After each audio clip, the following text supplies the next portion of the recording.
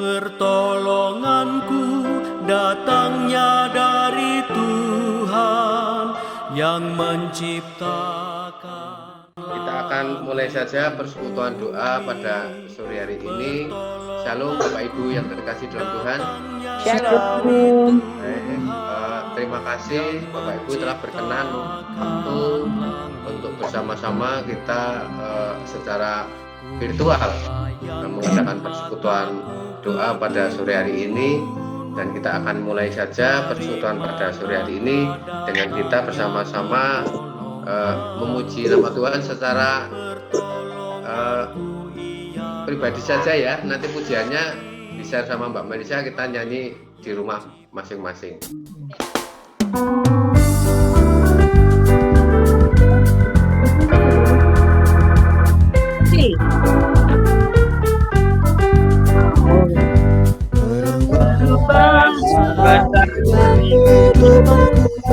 Sejak Yesus di hatiku, jiwa bersinar yang cerah. Sejak Yesus di hatiku, sejak Yesus di hatiku, sejak Yesus di hatiku, jiwaku bergetar.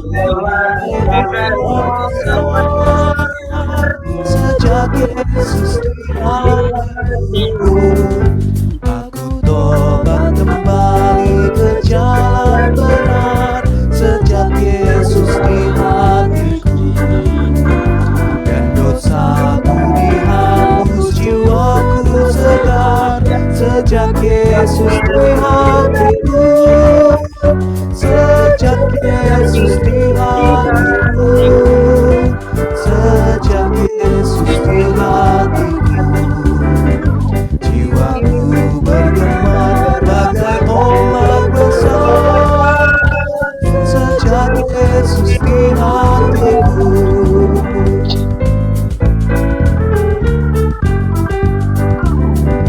aku rindu pergi ke tempat Tuhanku. Sejak Yesus di hatiku, aku riang gembira berjalan terus. Sejak Yesus di hatiku, sejak Yesus di hatiku, sejak Yesus di hatiku, jiwaku bergema bagai ombak besar. Sejak Yesus di hatiku.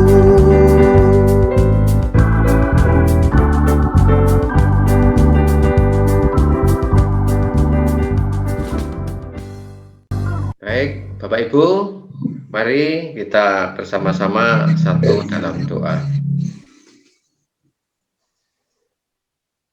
Puji dan sembah syukur senantiasa kami panjatkan kepadamu ya Tuhan, karena Engkau Tuhan yang senantiasa memelihara setiap pergumulan hidup kami. Setelah seharian kami bergumul dalam kehidupan kami masing-masing Tuhan, sore hari ini kami rindu akan sapaan firman-Mu. Kami mohon kiranya Tuhan senantiasa memimpin setiap kami, sehingga apa yang akan kami renungkan dapat kami nyatakan dalam kehidupan kami. Dan hamba-Mu yang akan menyampaikan, tolonglah kami ya Tuhan, biarlah kuat kuasa Roh Kudus Tuhan saja yang senantiasa menguasai kami, sehingga apa yang kami sampaikan seturut dengan firman Tuhan dan dapat kami nyatakan dalam kehidupan kami masing-masing. Kami juga rindu kepada saudara-saudara yang lain yang mungkin ingin bergabung dengan kami secara virtual, namun kami karena keterbatasan mungkin tidak dapat bergabung. Kiranya juga Tuhan Engkau sapa mereka. Terima kasih Tuhan. Hanya di dalam nama Tuhan kami Yesus Kristus kami naikkan doa ini. Amin. Bapak Ibu yang terkasih di dalam Tuhan, 3 ayat yang mendasari renungan persekutuan doa pada sore hari ini terambil dari Amsal 30 ayat yang ke-7 sampai dengan ayat yang ke-9. Amsal 30 ayat 7 sampai dengan ayat yang ke-9, dan saya akan bacakan untuk kita semua. Demikian firman Tuhan. Dua hal aku mohon kepadamu, jangan itu kau tolak sebelum aku mati, yakni jauhkanlah daripadaku kecurangan dan kebohongan. Jangan berikan kepadaku kemiskinan atau kekayaan. Biarkanlah aku menikmati makanan yang menjadi bagianku, supaya kalau aku kenyang, aku tidak menyangkalmu dan berkata, siapa Tuhan itu? Atau kalau aku miskin, aku mencuri dan mencemarkan nama Allahku. Bapak Ibu, demikian firman Tuhan pada sore hari ini. Judul renungan pada sore hari ini kami beri judul integritas. Saya juga sebetulnya agak bingung ya soal kalau berbicara soal integritas, karena integritas itu adalah boleh dikatakan konsistensi dalam tindakan maupun dalam perkataan. Ini sulit, namun mari kita bersama-sama belajar. Bapak Ibu, sedikit saya akan mencoba bercerita tentang kejadian kebakaran pasar beberapa tahun yang lalu di Kota Magelang.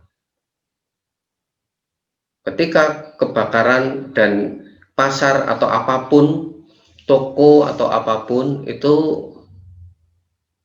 pasti ada hiruk pikuk masyarakat atau orang berlalu lalang. Ada yang lewat saja, mengabaikan kebakaran itu. Ada mungkin yang menonton saja. Kalau dari BPBD atau tim pemadam tentunya yaitu tugasnya tentu akan mencoba menguasai api itu dengan memadamkan. Ada yang karena ini pasar, ada orang yang memanfaatkan momen itu untuk keuntungan sendiri. Jadi orang itu justru dalam kebakaran itu dia justru menjarah. Dia mengambil keuntungan dengan mengambil barang-barangnya untuk kepentingannya sendiri. Satu kejadian di dalam kebakaran itu ada seorang tukang becak. Tukang becak itu dengan basah kuyup, dia dengan alat seadanya menolong tim pemadam itu mencoba memadamkan itu. Seorang ibu-ibu lihat itu, dia bertanya kepada si tukang becak itu, Pak, apakah itu betul rumah jenengan? Bukan. Loh, kenapa Bapak? Ya, saya ingin mencoba menolong saja, ingin mencoba membantu tim kebakaran ini. Kok Bapak enggak seperti orang-orang yang itu? Dia bahkan dengan simpelnya menjawab bahwa saya walaupun tidak punya, tapi saya malu kalau bukan haknya kami ambil. Bapak Ibu, ini suatu hal yang sebetulnya sangat sederhana. Namun kalau kita cermati, ini suatu hal yang sangat-sangat mendalam. Si bapak ini, tukang becak ini betul-betul menyadari bahwa panggilan hidupnya itu untuk senantiasa berbuat baik dan tentunya takut akan Tuhan, dan ingin senantiasa tentunya ya memuliakan Tuhan dengan tindakannya. Namun Bapak Ibu, kenyataan yang kita dapati dalam kehidupan yang ada sekarang ini, banyak orang yang memanfaatkan situasi ini untuk kepentingannya sendiri. Jadi saat ini orang sering membuat dikotomi, kalau boleh dikatakan, antara hal-hal yang jasmani dengan hal-hal yang rohani. Kadang-kadang usaha atau bisnis atau kerja, mungkin saya sebagai aparat pemerintah, itu menjadi hal yang jasmani. Jadi hal-hal yang jasmani itu jangan dijadikan satu atau dengan hal-hal yang urusan rohani. Jadi seolah-olah antara jasmani itu dipisahkan dengan urusan-urusan rohani. Bukankah hal jasmani dan rohani menjadi satu hal dalam keberadaan kita sebagai umat Tuhan, tentunya selaku umat Tuhan yang utuh dan selaku umat Tuhan yang sempurna. Jadi Bapak Ibu yang terkasih dalam Tuhan, dalam pemahaman dikotomi itu mengakibatkan seseorang menjadi sangat-sangat baik dan sangat-sangat rohani ketika kita berada di lingkup mungkin di gereja atau di gereja khususnya, itu sangat-sangat rohani, sangat baik. Tetapi ketika seseorang berada di luar, itu sudah berbanding balik dengan apa yang ada di dalam kehidupan bergerejanya. Inilah yang dikatakan dikotomi.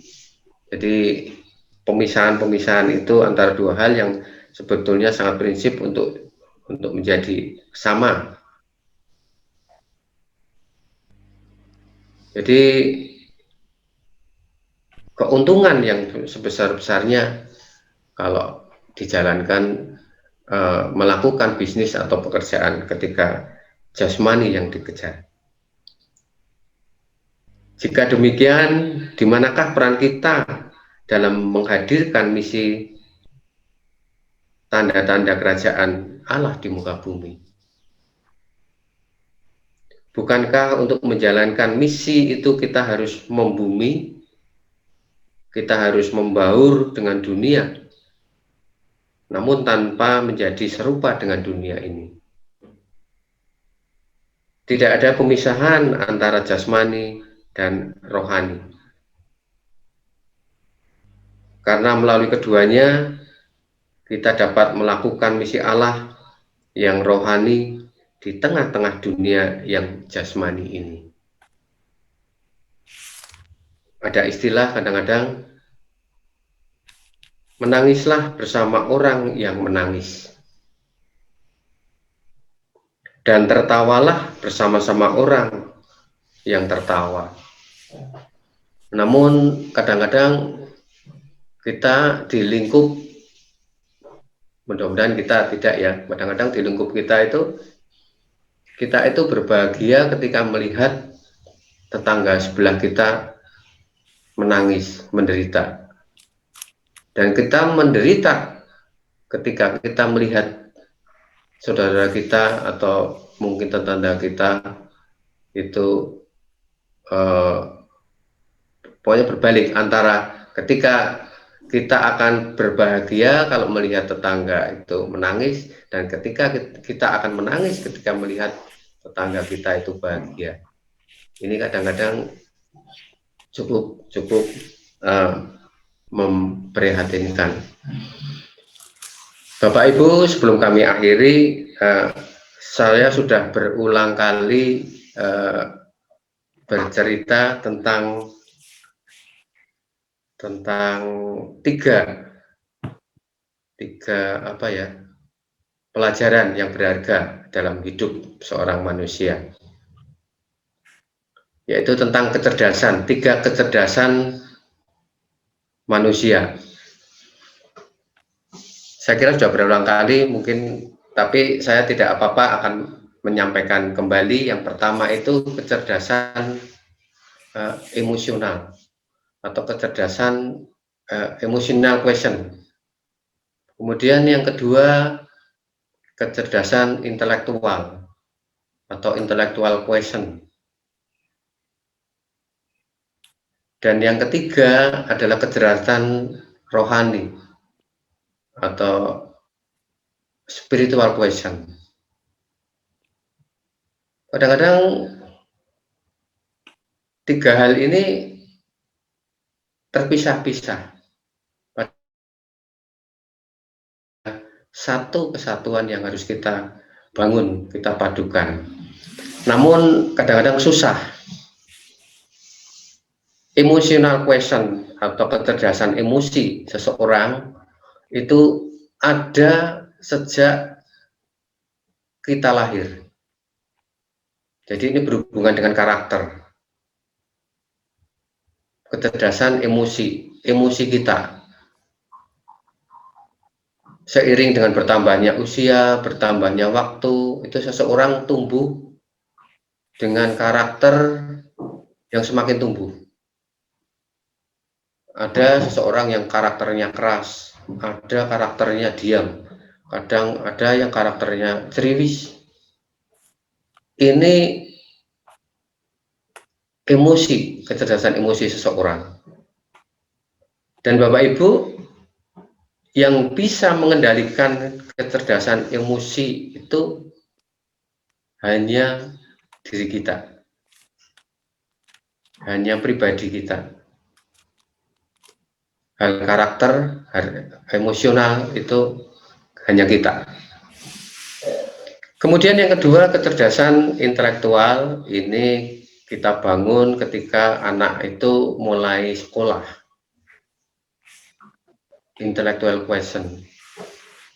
Ketika sekolah dari TK, SD, sampai jenjang yang lebih tinggi, ini seharusnya mempengaruhi kecerdasan emosi seseorang. Jadi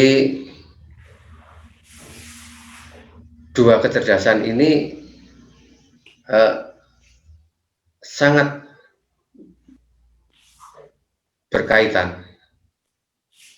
Namun Bapak Ibu, yang paling penting adalah kecerdasan spiritual question.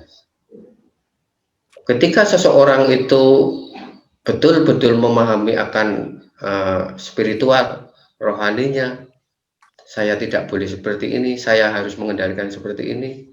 Saya yakin ketika kita bertindak, maka yang menjadi tolok ukur adalah kecerdasan rohani atau spiritual question.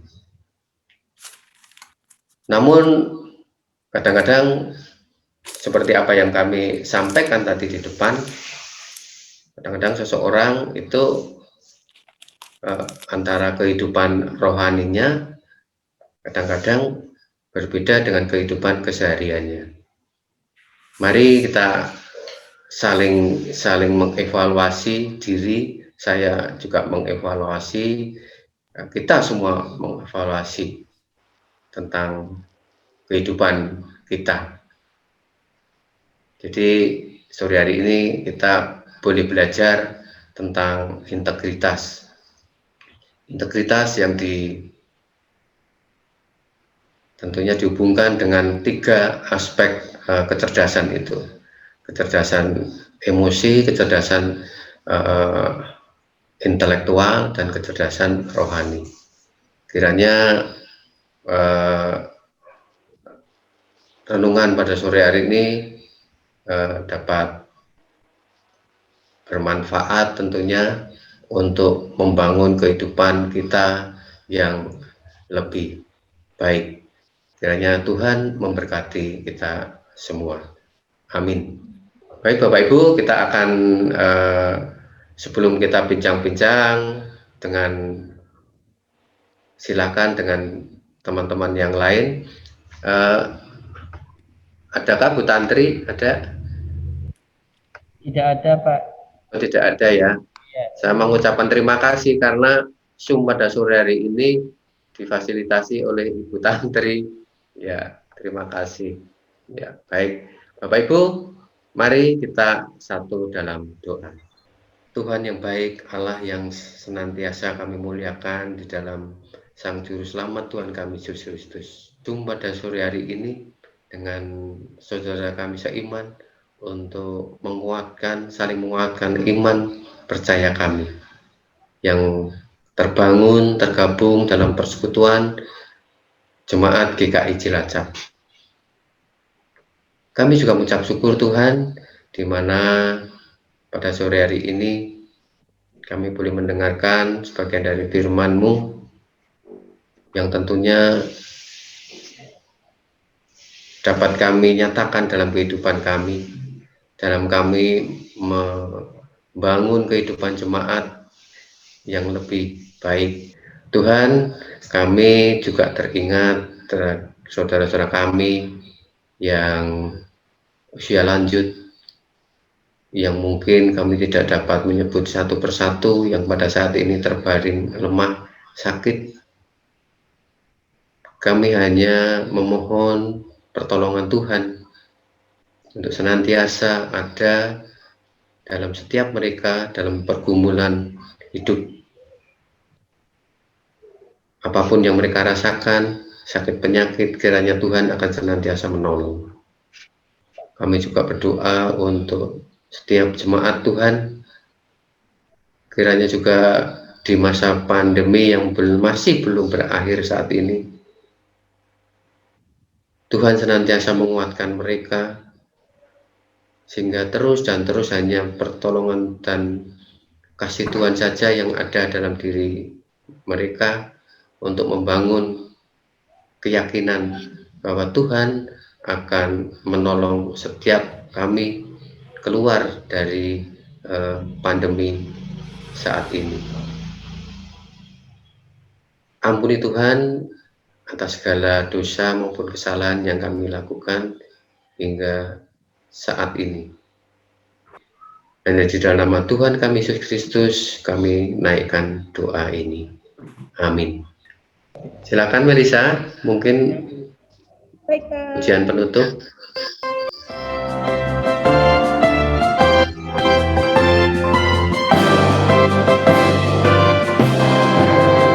Kita harus melawan derita pada dunia dalam gelap, tentang kebenaran dan kasih dan damai menetap,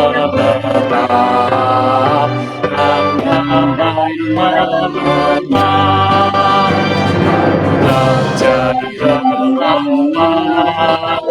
dan gelap jadi siang terang, kuasa Tuhan nyatalah, rahmati dan cemerlang. Kita harus menyanyikan, kita melembutkan nafas, supaya senjata iblis remuk dan segala lepas.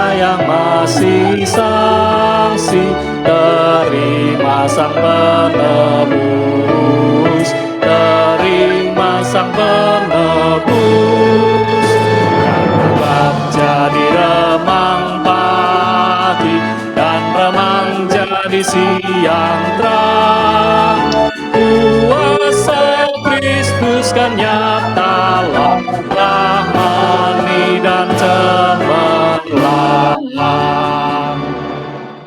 Baik Bapak Ibu, persekutuan doa pada sore hari ini usai. Baik. Terima Oke, kasih, terima Tuhan kasih. berkati. Ya, ya kita lihat ya. Baik. Datangnya dari Sama-sama, selamat malam semua. yang menciptakan Baik, saya akhiri ya Bapak Ibu. Ya, Mas Anang, makasih Mas Anang. Terima kasih.